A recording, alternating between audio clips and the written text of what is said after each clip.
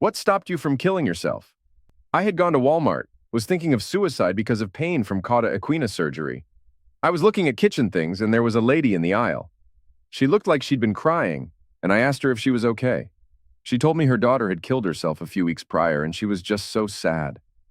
Turns out her daughter had injured her back, had surgery, and just couldn't take the pain anymore. What are the chances? It still amazes me. No longer suicidal. It lasted about a year. Recovery was no joke. 8 broken vertebrae and loads of hardware. Story number 2. Suicidal pain is no joke. I understand this 10,000%.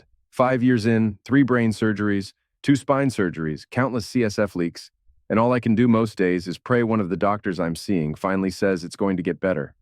I feel like every day I'm one breath away from dying, and the thought of making it to the end of the day is unbearable.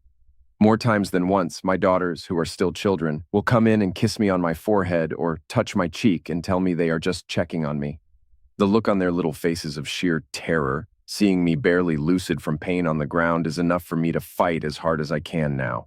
Because I'd be lying if I said there haven't been times when I thought ending it all so I don't have to live like this anymore was all I had left. But my children every single day are the only thing getting me through these thoughts. Story number 3. 4 years ago, I walked out of my house to jump off a bridge. I was over the railing and was about to jump, but a woman was walking her dog and saw me. And I thought, I don't want her to see this, so I went over to her and we talked. She was lovely. She let me pet her dog. I walked home feeling a little better after that. Story number 4. Mine too was my dog. I took him to a secluded area for a walk. I had enough painkillers in my bag to knock an elephant out. The plan was to walk the dog and go back to the car, knowing the dog would sleep for hours after his walk. And I would take the pills. I watched him run about, find me sticks to throw, chase squirrels, etc. He was in his element.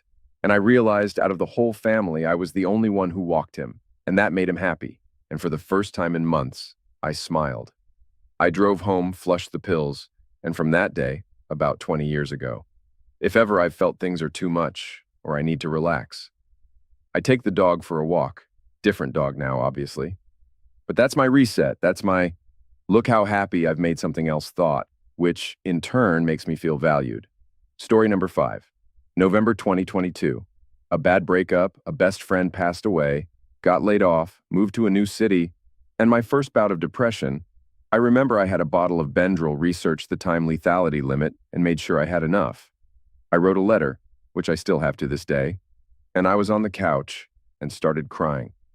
Everything hurt. My brain, my feelings, my body, my soul, all of it. I started with a handful of pills and a bottle of water. I remember my inner thoughts saying, just do it. No more hurt. No more burden. You won't be lonely in hell or heaven. I stared at them in my hand. Sure as shit, my phone rang and it was my mom. I stared at the phone and then started crying harder, and I answered, and I remember telling her to save me. Please save me. Her voice was so calm but firm. I am crying right now, TBH, thinking of it. She started praying and then started having me repeat that I am loved and important and that I am necessary and many other positive things. To OP, thank you for this. I needed to remember what I am here for. It's been over a year and I am so grateful for a great family and the most amazing friends. Story number 6. Usually it is because I know my mom couldn't survive it and I don't want to put my family through something like that twice. Once, though, that wasn't enough. My sister-in-law sent me a funny picture of their kid. That's when I realized they would have to explain to a 7-year-old what happened. To this day, 5 years later, she has no idea she saved my life. Story number 7. My brother has severe depression just like me, but he lets it show publicly more than I do.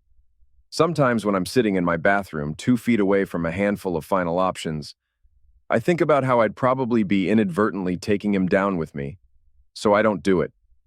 He needs me in this world just as much as I need him. I've told him as much, but I don't know if he realizes what I mean by it. I don't think my family realizes just how bad it gets for me, but I don't want to make their issues worse. My husband knows everything though, so I have a safety net, don't worry. Story number 8.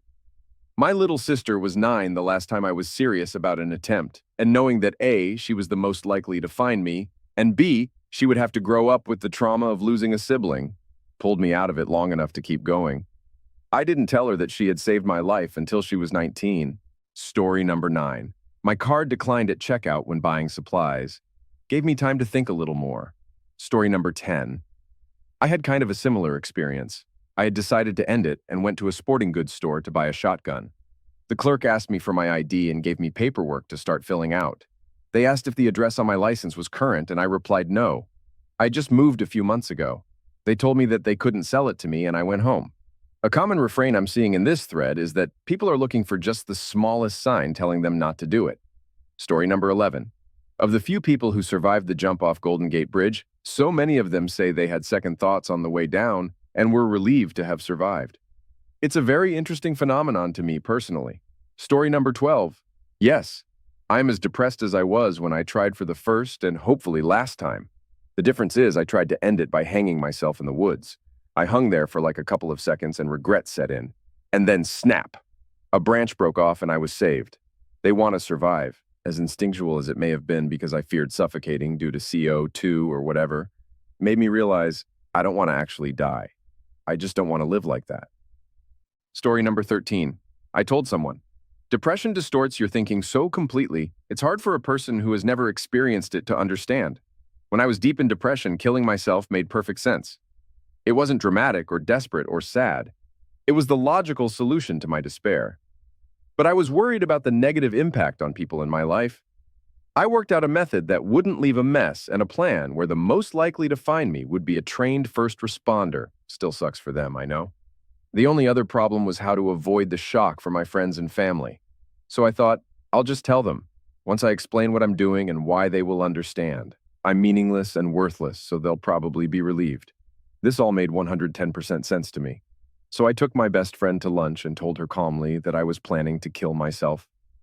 I did not get very far into my carefully prepared and totally logical, to me, speech, before she began sobbing and begging me not to do it and asking what she could do to help. I was shocked by her reaction. My distorted thinking had me convinced she'd see the logic, thank me for letting her know, and we'd be on our way. I was wrong. So this snapped me out of that particular delusion and led me to tell my dad I needed his help and support. Telling people and seeing how much they loved me and deepening my connection with the people who loved me instead of pulling further away was a first step in climbing out of that hole.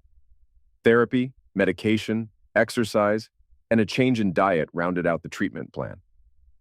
Story number 14. My younger brother. I will never forget the look on his sweet little face on the terrible day. He wasn't supposed to come home, but he felt something was terribly wrong. When he found me just beforehand, he looked me in the eyes and said something that stuck with me, and I promised him that day I would never ever do anything like that again. No matter how sad I get, I will never break that promise. I know the world is scary and gray, but please, for me, find something to color your world. Please don't leave me. I have "Color My World" tattooed on my foot with 2 lilies to remind me of that day anytime my head hangs a little too low. Wolf cue all the feels. Well, for now though, thank you so much for watching. I hope you have a wonderful day or night wherever you are, and I will see you in the next video.